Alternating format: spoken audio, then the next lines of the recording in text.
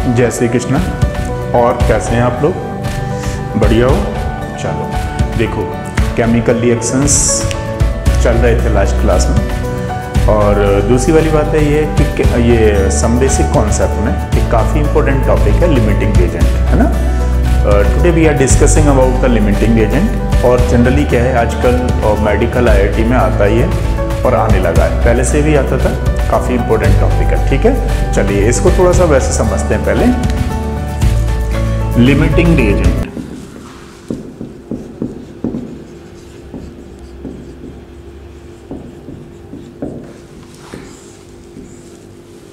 What do mean the limiting reagent. तो इसको थोड़ा सा, बहुत दिनों से आपने समोसे भी नहीं खाए होंगे, तो थोड़ी समोसे पर डिस्कस कर लेते हैं 1 मिनट के लिए, फिर लैब में डिस्कस कर लेंगे, है ना। देखिए क्या है कि हमारे पास मान लीजिए 5 समोसे हैं, प्लस 3 जो है वो ग्रीन सॉस के पाउच हैं, प्लस 7 जो है वो रेड सॉस के पाउच हैं। अब एक कंडीशन लगा दी जाए कि हर किसी को ग्रीन चटनी खानी है, जो लाइक भी नहीं करता उसको भी खानी है, और हर किसी को रेड लेना है। ये कंडीशन है पहली। अब आप ही बताइए, इनमें से सबसे जल्दी कौन सी चीज़ ख़त्म होने वाली है? 5 समोसे तो बचेंगे, जल्दी से ये पाउच ख़त्म हो जाएंगे। तो ये जब पाउच ख़त्म हो जाएंगे तो ध्यान रखिएगा, हम लोग इसको लिमिटिंग रिएजेंट बोलते हैं। This is called the limiting reagent. अब मान लीजिए ड्यूरिंग द केमिकल रिएक्शंस ये कंज्यूम हो गया जल्दी, क्योंकि इसकी लिमिट है। तो फिर अब एक्सेस में कौन सा बचा? ये 5 हैं, ये 7 हैं, तो ये एक्सेस में बचा, तो इसको हम एक्सेस रिएजेंट बोलते हैं। तो मतलब आपको क्या समझ में आया कि अगर हम कोई केमिकल रिएक्शंस कर रहे हैं, उस केमिकल रिएक्शंस में ऐसा कोई रिएक्टेंट जो जल्दी कंज्यूम हो जाता है उसको हम लिमिटिंग रिएजेंट बोलते हैं, और ऐसा कोई रिएक्टेंट जो एक्सेस अमाउंट में होता है उसको हम एक्सेस रिएजेंट बोलते हैं, ठीक है। एक बार डेफिनेशन लिखते हैं, फिर आपको और समझाएंगे। Limiting reagent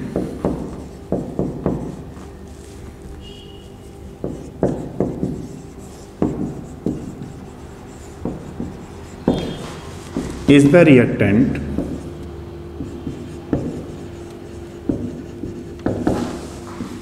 which is completely consumed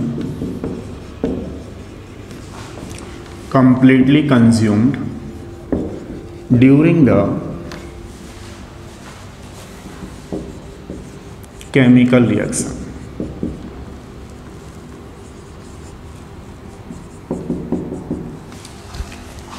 And has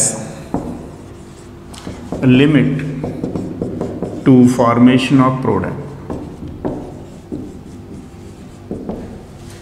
तो लिमिटिंग रिएजेंट क्या हुआ? एक तरीके का रिएक्टेंट ही है, which is completely consumed during the chemical reactions, और इसकी एक लिमिट होती है प्रोडक्ट फॉर्मेशन में, that is called the limiting reagent.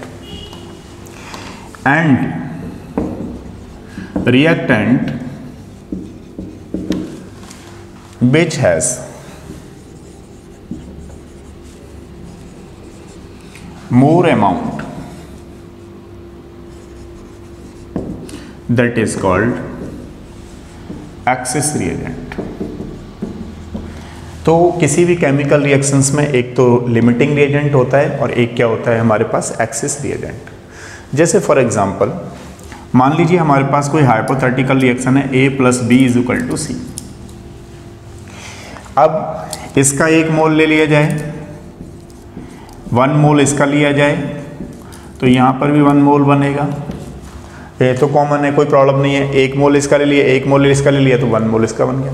लेकिन मान लीजिए, सपोज करिए कि हम इसका 1 मोल ले रहे हैं, इसका 4 मोल ले रहे हैं, तो इसमें कौन सा लिमिटिंग रिएजेंट हुआ? ठीक है। अब सी के भी ले लीजिए, सी का मतलब इसमें 2 मोल्स ले लेते हैं या 1 मोल ले लेते हैं, तो बताइए इसमें लिमिटिंग रिएजेंट कौन सा हुआ? तो इसमें लिमिटिंग रिएजेंट ये हुआ। तो मतलब ये एक जो है इसके एक के साथ मिल करके ये बनाएगा, लेकिन इसके 3 मोल कैसे होंगे? रिमेनिंग। तो ये जो 3 मोल्स हैं that is called the access reagent. बाकी इसका 1 मोल इसमें यूज किया गया रिएक्शन में। ठीक है, तो एक रिएक्शन का क्वेश्चन देखते हैं।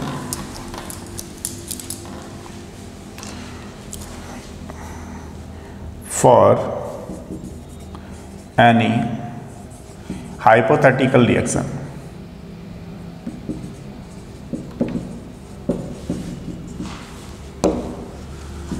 A plus 2B arrow C given 4 moles of A and 16 moles of B, then calculate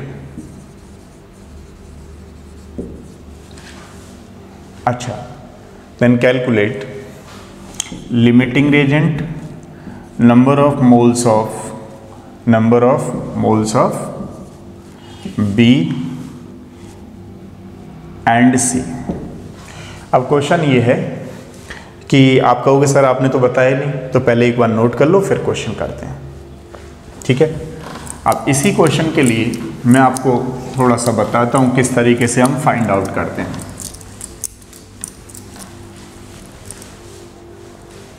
तो कैलकुलेट द लिमिटिंग रिएजेंट। ठीक है, लिमिटिंग रिएजेंट के लिए आपको 2-3 पॉइंटों को समझना जरूरी है। नंबर 1 पॉइंट है इसमें, right the number of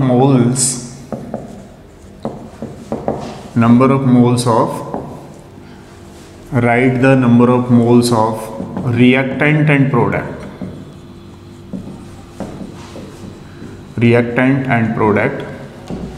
given in a chemical reaction।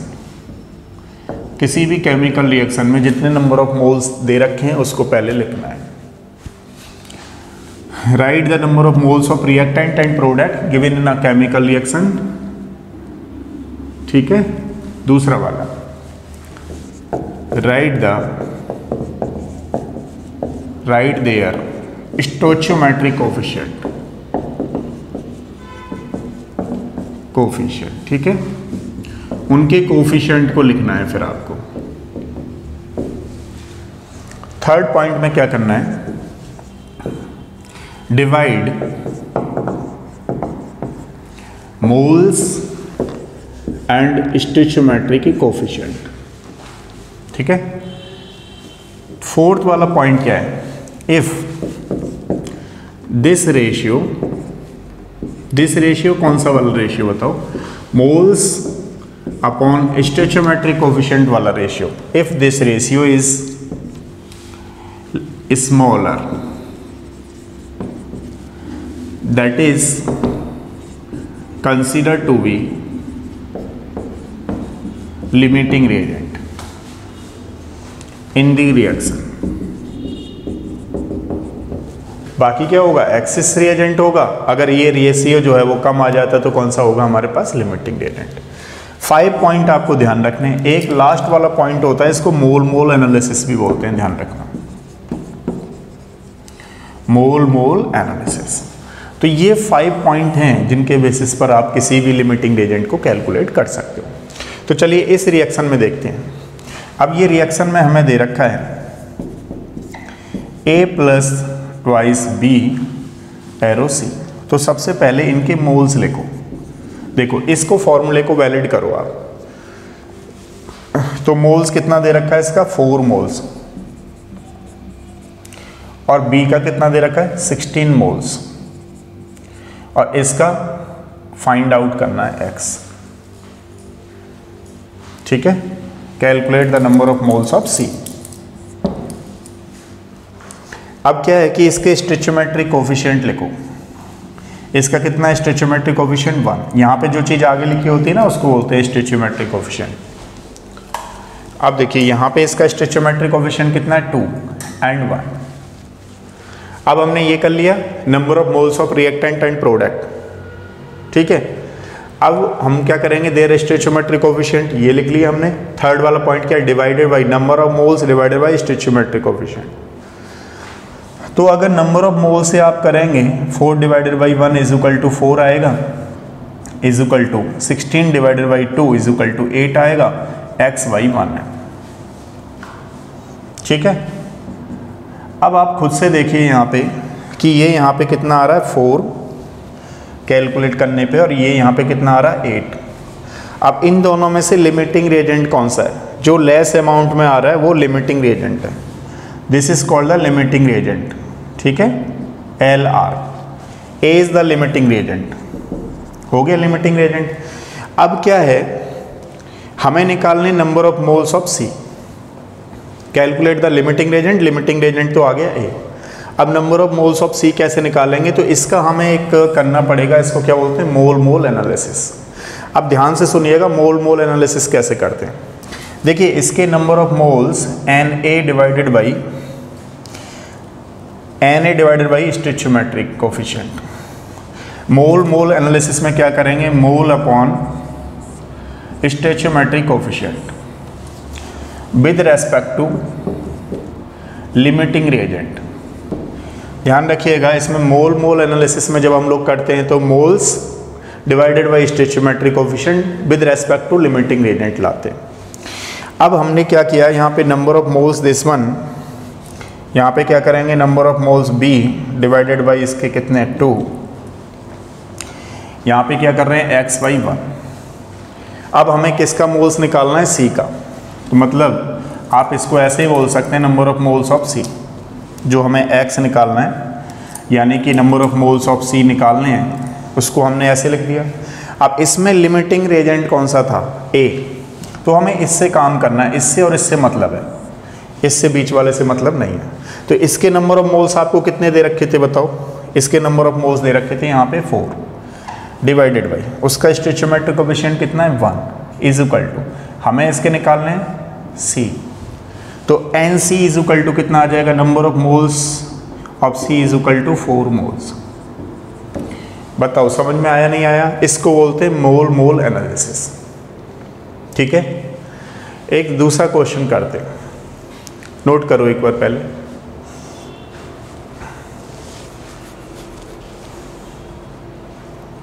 देखिए सेकंड क्वेश्चन है,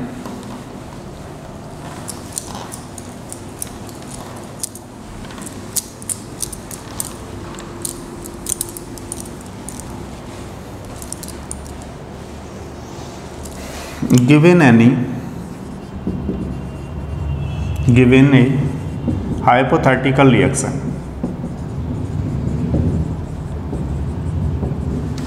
हाइपोथेटिकल रिएक्शन ये है हमारे पास a plus B arrow A2B3 is initially 4 moles of A, 4 moles of A react with 16 moles of B after completing the reaction. Calculate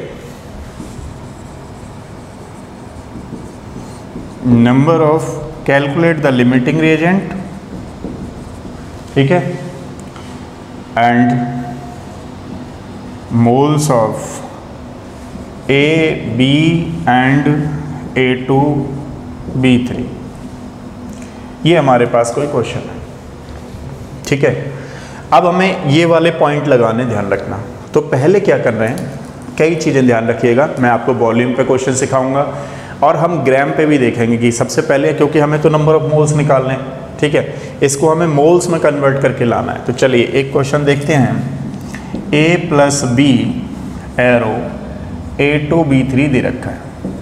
तो मैं आपको जो है डिफरेंट टाइप के रिएक्शन कराऊंगा ताकि आपको ये समझ में आए कि हमें करना कैसे। अब देखिए सबसे पहले तो यहाँ इसको नंबर ऑफ मोल्स को बैलेंस करना है। नंबर ऑफ मोल्स को बैलेंस करेंगे तो यहाँ आएगा 2 और यहाँ आएगा 3। अब ये हमारे पास नंबर ऑफ मोल्स बैलेंस हो गए। सबसे पहले इनके नंबर ऑफ मोल्स लिखिए जो गिवन है रिएक्शन में, तो उसका कितना है 4 मोल्स, ठीक है, और इसका कितना है 16 moles. This is the 4 mole, this is the 16 moles, इसका हमें निकालना है, ठीक है।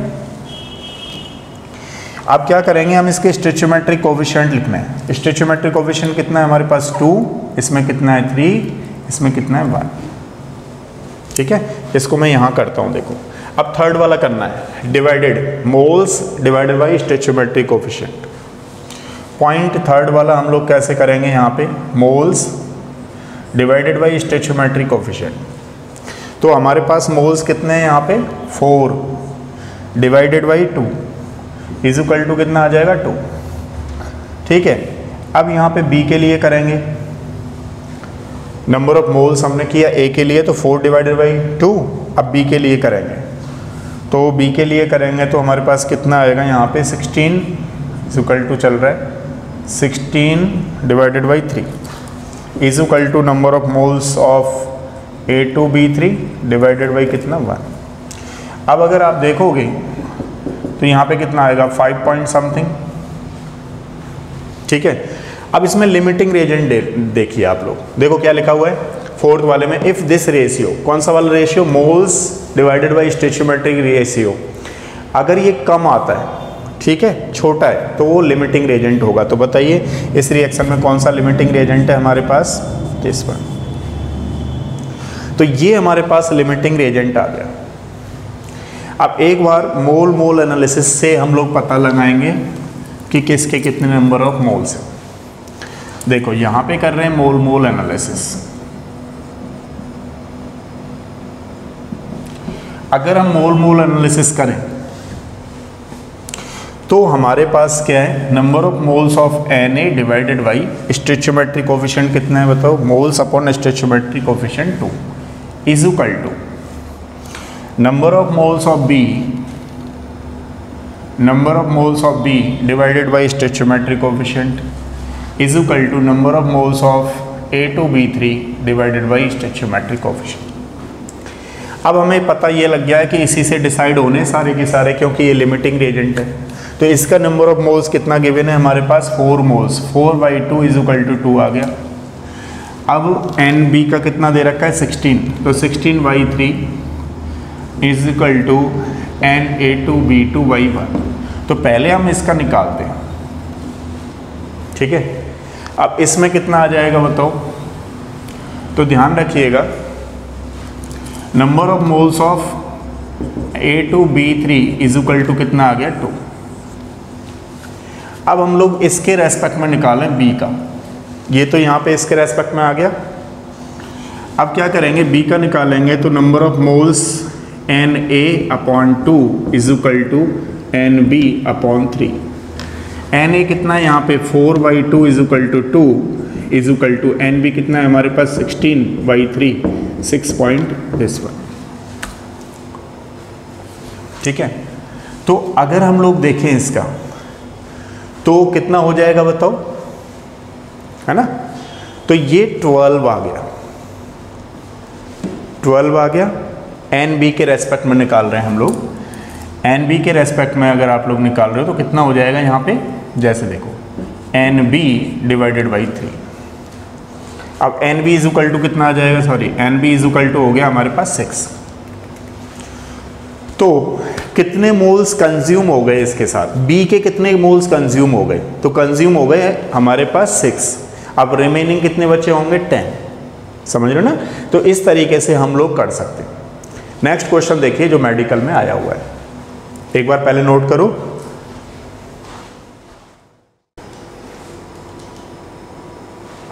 चलिए देखिए, अब हमारे पास क्वेश्चन है the number of moles of hydrogen molecule required. ये 19 में आया मेडिकल में, नीट में, ठीक है। अब इसको कहाँ करना है मुझे, इधर कर दूँ नीचे। तो देखिए सबसे पहले अमोनिया की आपको रिएक्शन बनानी पड़ेगी, N2 plus thrice H2 arrow 2NH3, ठीक है। अब क्या कह रहा है, number of moles of hydrogen are required. तो इसके हाइड्रोजन के कितने नंबर ऑफ मोल्स होंगे, तो इसका मान लेते हैं 1 मोल, इसका X, इसका 2 मोल्स, इसका मान लेते हैं, कंज्यूम कर लेते हैं, ठीक है। अब क्या कह रहा है, तो 20 मोल्स ऑफ अमोनिया दे रहा है, यहाँ पर 20 मोल्स ऑफ अमोनिया बनी, तो उसमें हाइड्रोजन के कितने मोल्स रिक्वायर्ड होंगे, ऐसा करके क्वेश्चन पूछ रहा है। तो हमने मोल्स लिख लिए। अब इसका स्टोइचियोमेट्रिक कोएफिशिएंट लिख लो, इसका 1 है, इसका 3 है, इसका 2 है। ठीक है, थर्ड प्रोसेस वही है कि moles divided by stoichiometric coefficient. तो इसका moles divided by stoichiometric coefficient, इसका moles divided by stoichiometric coefficient, यानी इसको ऐसे लिख लो, moles of H2 divided by stoichiometric coefficient is equal to 20/2 equal to 10। अब इसमें अगर हम देखें तो हाइड्रोजन से पूछ रहा है, हमसे हाइड्रोजन का मतलब है और इसका मतलब करवा रहा है, इससे और इसका पूछ रहा है। तो यहाँ पे मैं इसको कैसे लिखूँ, NH2 divided by 3 is equal to, हमारे पास क्या है ना 10, ठीक है 10 आ गया। तो कैसे लिखेंगे, NH2 number of moles of hydrogen is equal to कितना 30। तो ये आंसर आएगा। तो कौन सा वाला होगा, 4th वाला। समझ में आ गया आपको, बस इतना ही करना था इसमें। नेक्स्ट वाला क्वेश्चन देखिए,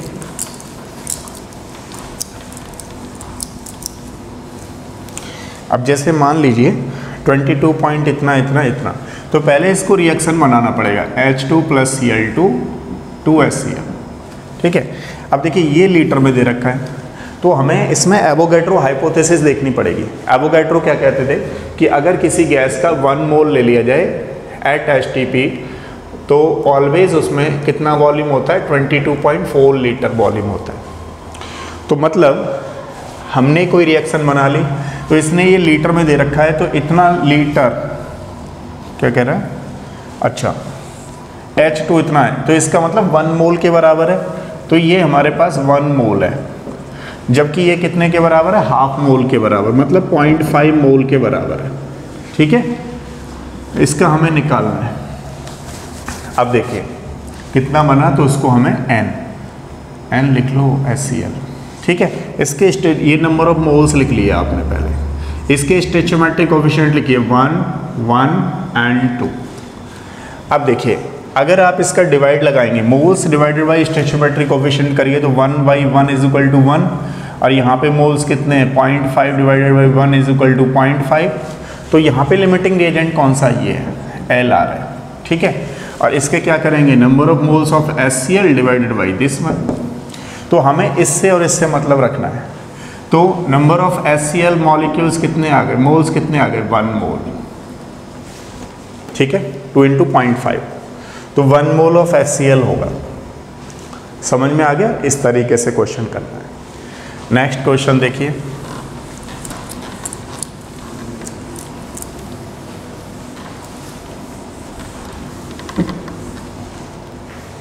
अगर हम बात करें इसकी, तो पहले हमें रिएक्शन बना लीजिए, N2 + thrice H2 arrow twice NH3। अब आप देखेंगे मैंने डिफरेंट टाइप के करा रहा हूँ आपको, लीटर में दे रखा है तो कैसे मोल्स बनाने, ग्राम में दे रखा है तो कैसे मोल्स बनाने। तो number of moles is equal to होता है ग्राम अपॉन मॉलिक्यूलर मास। तो पहले आपको मोल्स बनाने, तो ये 56 ग्राम है।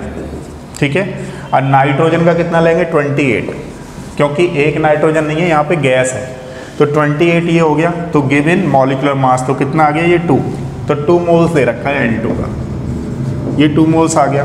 अब कह रहा है 30 ग्राम ऑफ हाइड्रोजन, तो यहाँ पे नंबर ऑफ मोल्स निकालेंगे W/m, तो 30/2 इज इक्वल टू कितना आ गया, 15।